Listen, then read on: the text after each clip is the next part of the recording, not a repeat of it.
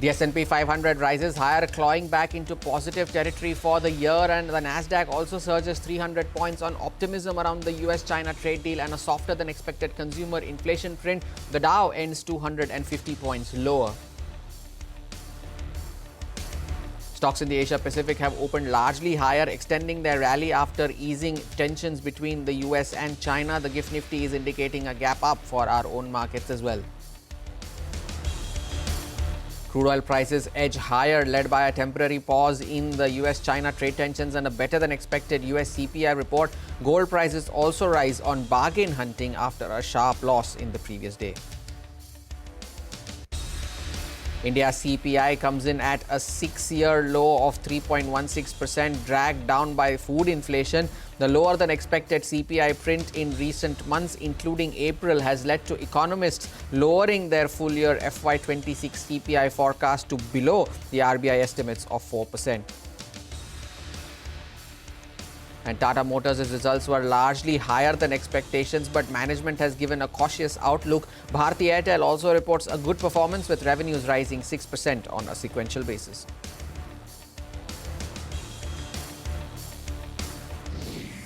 It's midweek and you're watching Power Breakfast on CNBC TV 18 in the Mumbai News Centre. I'm Hormuz Fatakia. It promises to be yet another action-packed day. Has been the week so far as well. Let's first take a look at how the Asian markets are shaping up, and it's a largely green screen. If you take a look at the Hang Seng, up 0.8%. Hang Seng was an underperformer in yesterday's trading session. The Taiwanese index continuing to build on to gains, 1.5% higher there as well. Although the underperformance is coming from Nikkei in Japan, where the index is down around 0.6%. The Kospi on the flip side is up 0.6%, and the Shanghai Composite is trading below the flat line, 0.2% lower currently. So a mixed picture, but largely in the green is what the Asian screen is suggesting. And if you could pull up the GIFT Nifty as well, you would see how the implied open is suggesting an 85-point uptick is what the implied open is currently suggesting after the sell-off that we saw in yesterday's session. We'll talk more about our markets in just a bit. But Wall Street also had a mixed session overnight, but largely positive, because the S&P 500 and the Nasdaq inched higher, recovering all the losses of 2025. The Dow Jones, though, because of some stock-specific issues, was the underperformer, ending 270 points lower, and that's because its largest constituent, UnitedHealth, fell 18% in a single session. Now, as a result of the gains seen in the S&P 500 and the Nasdaq due to the lower-than-expected inflation data and led by tech stocks like Nvidia, Nvidia said that it would be sending around 18,000 of its top artificial intelligence chips to Saudi Arabia, leading to a rally in the stock. Meanwhile, in other important news, Microsoft has said that it will be laying off 3% of employees across all levels, teams and geographies, affecting about 6,000 people. And now CNBC's Rick Santelli joins in to wrap up all the inflation data that was released last evening and the implications of that. These are April read on the consumer price index, arguably one of the most important metrics at this point in time, up 0.2 on headline. And that is a tenth lighter than expected. And do remember, in the rearview mirror, at least up to now unrevised, that minus 0.1 was a 5-year low. Let's strip out food and energy. Up 0.2, also 1/10 light to expectations. And it follows up 1/10, which was a 4-year low. Let's take a broader view. Move year over year on headline. 2.3. Yes, you guessed it. 1/10 lighter than expectations, 1/10 lighter than the rearview mirror. And it also now represents a fresh 4-year low, because it's lower than our last look, sequentially lower. And finally, year over year, ex food and energy, known as core, comes in at 2.8. That equals expectations, equals our last look, and equals the fact that it's a 4-year low. Now, I like doing the indices. This is a CPI index. It goes all the way back to 1913. Comes in at 320.795, a new all-time high. Pretty much happens every month. The index itself makes new highs. And if we look at core, which started in 1957, it comes in at 326.43, and you guessed it, another all-time forever high. We see that yields are moving down a bit because we have made progress what the irony here is, the rearview mirror, those rates were so much smaller 4 to 5 years in those interim periods at a time where the renewed Fed look on inflation due to potentially tariffs. We went a year and a half, Joe, where we really made no progress, but yet the Fed seemed to pretend we did. Now we're making real progress, and all anyone could talk about is inflation, inflation, inflation. Back to you. Inflation, inflation, inflation, the big trigger for, one of the big triggers for the move in the U.S. markets yesterday. Let's also listen to what Jeremy Siegel had to say on the inflation trajectory going forward. With a 17% average tariff, that we are going to have more inflation this year. As I said, I don't think longer term, but there is going to be a bump of maybe a percent and a half on CPI and a reduction in growth. Now, certainly Goldman Sachs and all the analysts and myself have somewhat raised our real GDP estimates, but Goldman raised it from 0.5% to 1% for this year. Now, that's still 1/2 of what we thought at the end of 2024.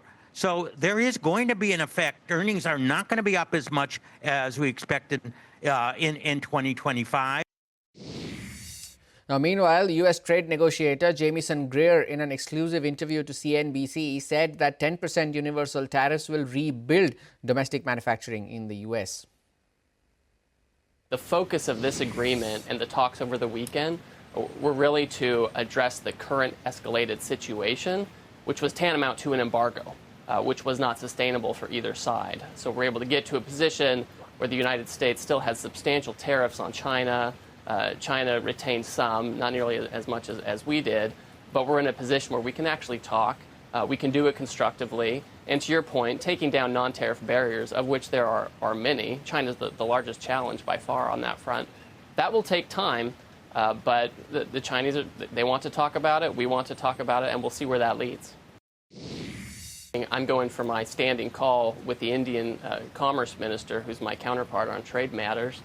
Then this afternoon, I'm flying to Korea to meet with the Korean Trade Minister over the next coming days, as well as trade ministers from many other Asian countries who are gathering for APEC meetings. So all of this is happening in parallel, and we are happy to move as quickly as other parties are willing to move. Everyone saw the UK move very quickly. In Switzerland, in between all the meetings with the Chinese, I met with the Swiss president.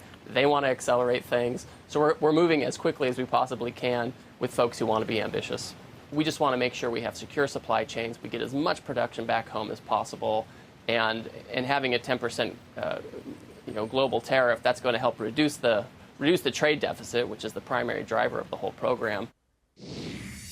That's all the global market action that we have for you. But how will all of these overnight cues impact our own markets? Our research team joins in with the trade setup, the stocks that are likely to be in the news, and of course, the setup on the F&O side of things as well. Yesterday's session was a bit of a reset for the Nifty after the breakneck rally that we saw on Monday. The index gave up almost 40% off that with that 350-point fall that we saw yesterday. But there were two positives that came in. We'll talk about that in just a bit. But it was led mostly by the large cap heavyweights, be it the banking heavyweights, be it the IT heavyweights, and it was the Nifty IT that was the top sectoral loser in yesterday's trading session. It was led mainly by the large cap names, be it Infosys, TCS, Wipro. All of them were among the top losers in yesterday's trading session. The other pocket, though, that continues to shine has been the defense names, and they are the ones that surged yesterday. Bharat Dynamics was the top gainer. Garden Reach will be reacting to results which came out after market hours yesterday. HAL will be reporting results today. So the defense pack continues to remain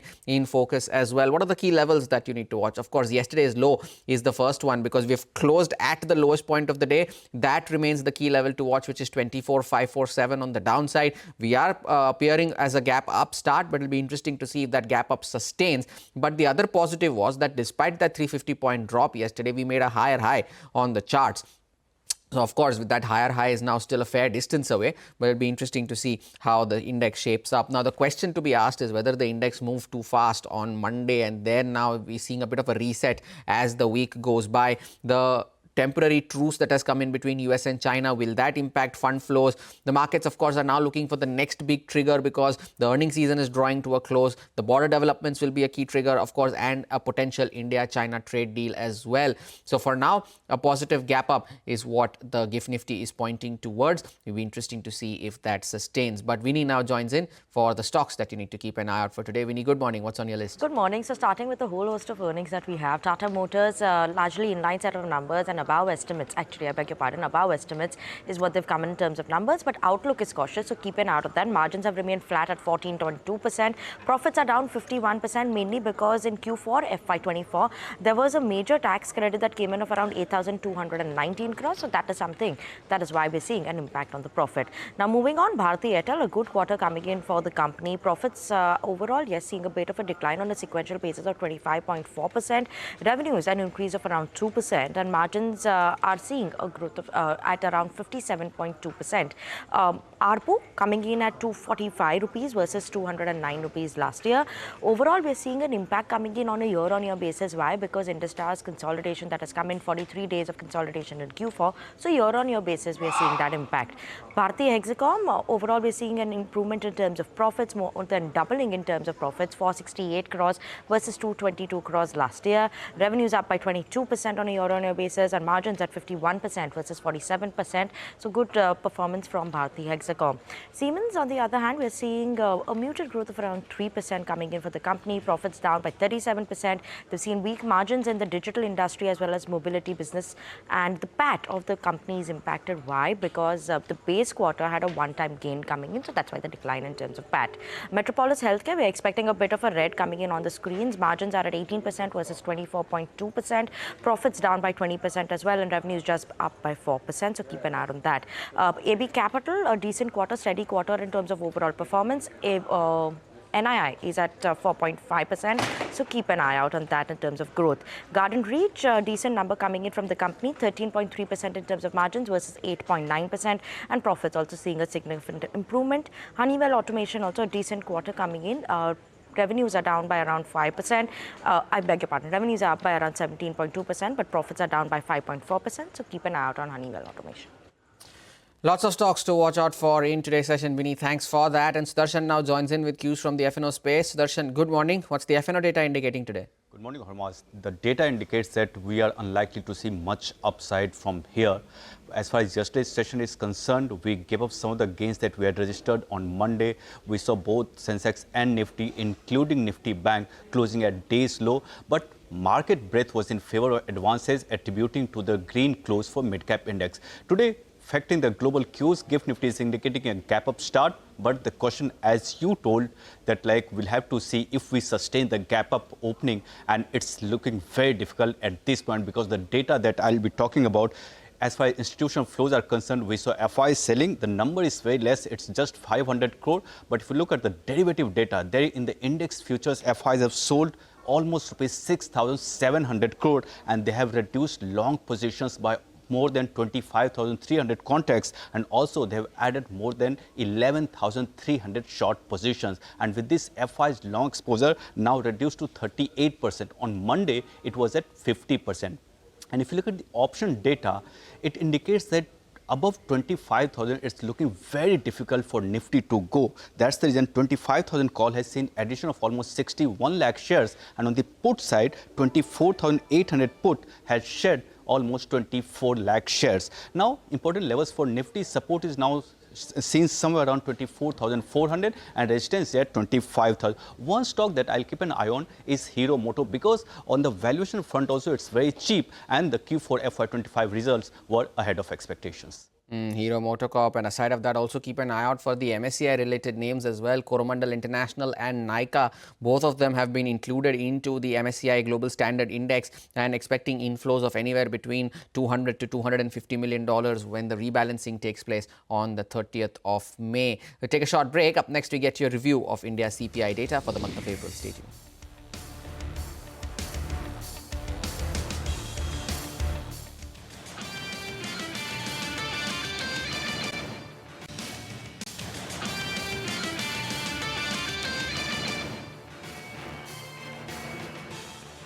Welcome back. On to some key earnings before we get to the inflation print. Tata Motors numbers were reported after market hours yesterday. Sudarshan is still with us to give us a fine print of those numbers. Sudarshan. So for Tata Motors, there are several moving parts. But as far as Q4 FY25 earnings are concerned, those earnings look largely above estimates. For domestic business, it was largely led by commercial vehicles. And as far as JLR is concerned, their company has managed to meet the guided range on EBIT margin. It had given the guidance of 8.5% or more, and the FY25 EBIT margin has come exactly at 8.5%. And as far as outlook is concerned, for Tata Motors, company will give outlook on June 9, that is on Investor Day. And for JLR, the guidance will be given on June 16, that is the Investor Day for JLR. Now coming to the headline numbers, revenue was down 1%, but it was in line with our estimate.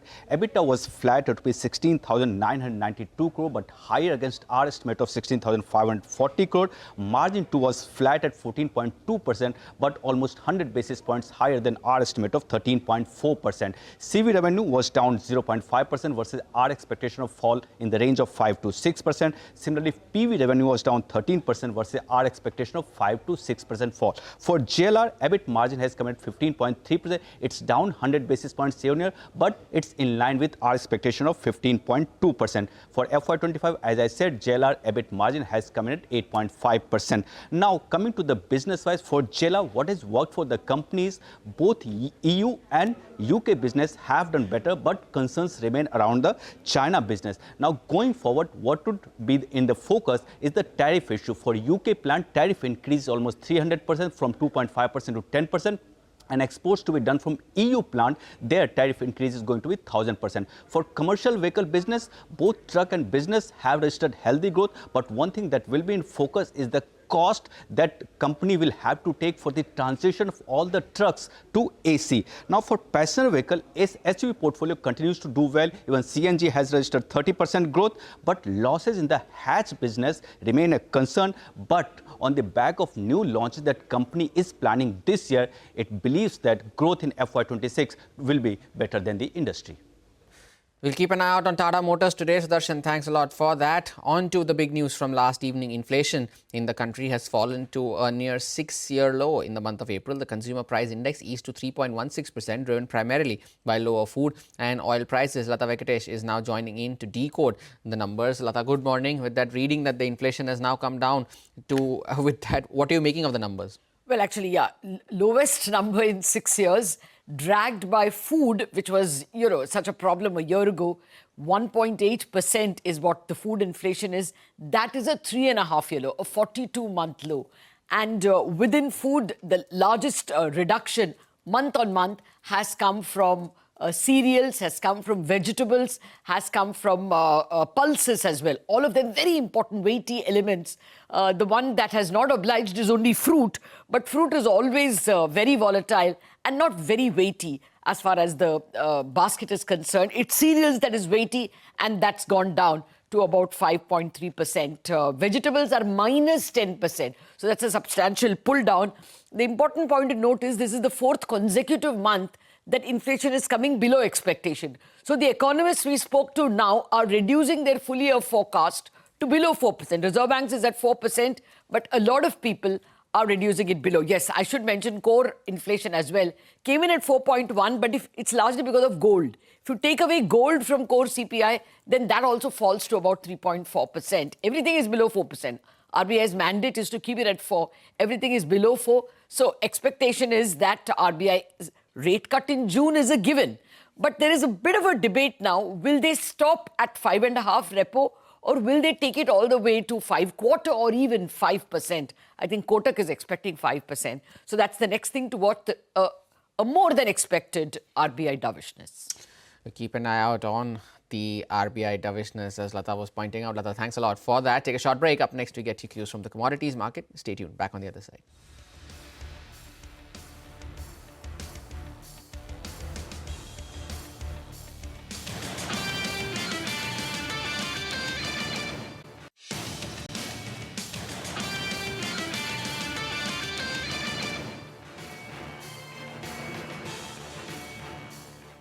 Welcome back. Getting you the latest on the Donald Trump related developments. Dia is now joining in our special segment, Trump Watch. Big headlines this morning, from high-stakes diplomacy in the Gulf to shifting U.S. policy at home.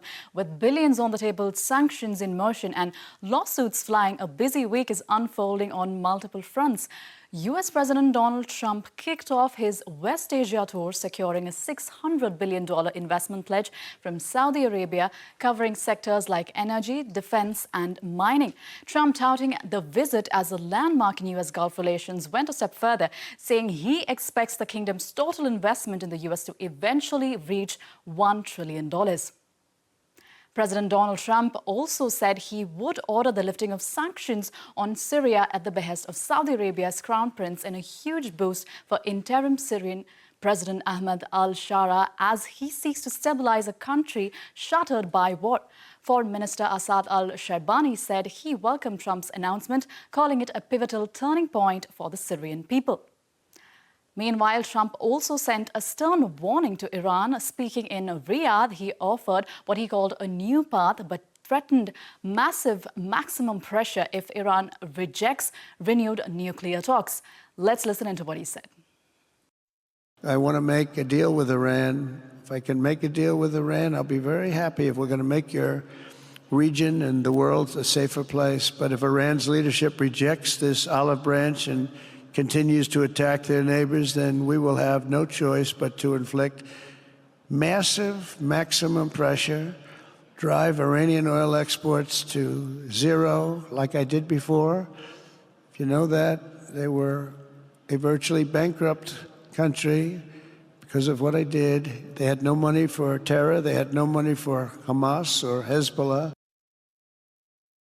And the pressure is already on. The U.S. took a fresh step, seeking to curb Iran's oil revenues with sanctions on an international network that it said facilitates the shipment of millions of barrels to China, an effort by the Trump administration to further pressure Tehran while negotiating over its nuclear program. According to officials, the sales support Iran's military and its development of ballistic missiles and drones. In a speech, President Trump also voiced hope that Saudi Arabia will eventually recognize Israel, calling it a key step toward broader regional peace. Meanwhile, back in the U.S., the administration is tightening the purse strings. Harvard University is facing another $450 million in federal funding cuts, adding to the $2.2 billion slashed just last week. And lastly, a major legal challenge is brewing in the United States. 20 states, including California, New York, and Illinois, have filed a lawsuit against the Department of Homeland Security, accusing the federal government of illegally conditioning billions in funding on cooperation with immigration enforcement. The states argue the move oversteps congressional authority and are asking a federal court to block the policy. That's all we have for today. Now, back to you. Dear, thanks a lot for that. And Manisha Gupta now joins in with all the updates from the commodity space. Manisha, good morning. Oil prices continue to move higher, but what else are you picking up? Well, yes, and since you mentioned crude oil, I'll start with that. On a fourth day of gains there, 1 month highs, how we are trading on the crude oil prices. Fresh sanction threats against Iran and improved outlook on global trade flows is something that seems to be supporting the markets. Having said that, the Saudi Arabia also said yesterday they are pushing for increase in production and could penalize the members producing more than the quota. So that is something that will keep the prices in cap there. Having said that, the precious metal prices have seen some profit-taking. Gold prices have seen a decline. The positive about gold, though, is that every time you see a decline coming in for gold, there is a buying opportunity as investors see it. So when you look at the gold ETF, it's recording net inflows for 115 tons in the month of April. The global gold ETF holdings are the largest in over 3 years. Some bit of a profit-taking, though, is what we've seen in case of metal prices. Copper did gain 1% overnight and silver did gain 2% overnight. But in the Asian markets right now, it's stabilizing a bit. What has seen stronger gains, though, has been the sugar prices trading at a 1-month high and the rubber prices as well trading at a 5-week high. So many of these industrial agriculture commodities seem to be doing quite well. Manisha, thanks a lot for that update. We'll keep an eye out on all of these commodities as well. With that, we call time on this edition of Power Breakfast. From me and the team that put this show together, thank you so much for watching. Bazaar Morning Call sets you up for the day's trade.